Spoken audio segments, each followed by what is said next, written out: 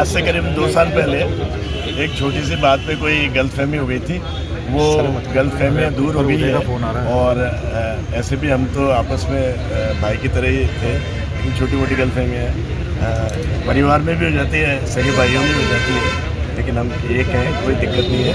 और आगामी जो नगर निगम के चुनाव है उसमें हम दोनों मिलके कांग्रेस प्रत्याशी को चुनाएंगे और जो नगर निगम में बोर्ड है वो कांग्रेस का बनेगा, मेयर भी कांग्रेस का है। पिछले 2 साल के करीब हो गए हैं, किसी बात में गलतफहमी पैदा हो गई थी, इस वजह से डॉक्टर साहब ने मुकदमा किया था, जिसमें प्रसंग चलता रहा। कोर्ट ने कोई प्रसंग ज्ञान लिया नहीं।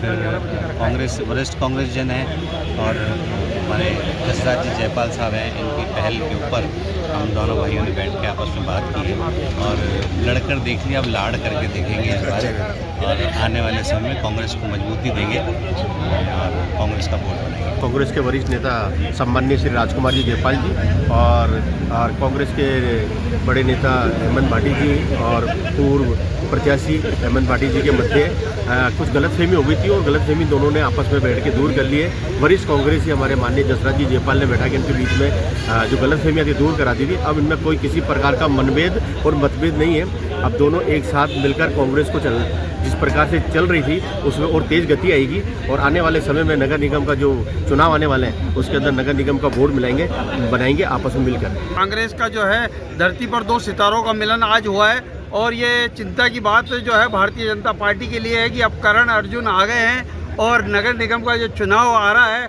उसमें ये जो करण अर्जुन कांग्रेस के मिलकर बताएंगे कि कांग्रेस क्या चीज़ है और कांग्रेस में जिस चीज़ का वो फ़ायदा वर्षों से उठाते आ रहे थे, अब निश्चित रूप से भाजपा के डूबने का केंद्र सामने आ चुका है। इन दोनों के आते ही आप देखेंगे कि बिल्कुल ऐसा लगेगा जैसे 2 यार जब मिलते हैं तो बिल्कुल बीजेपी का काम लग जाएगा।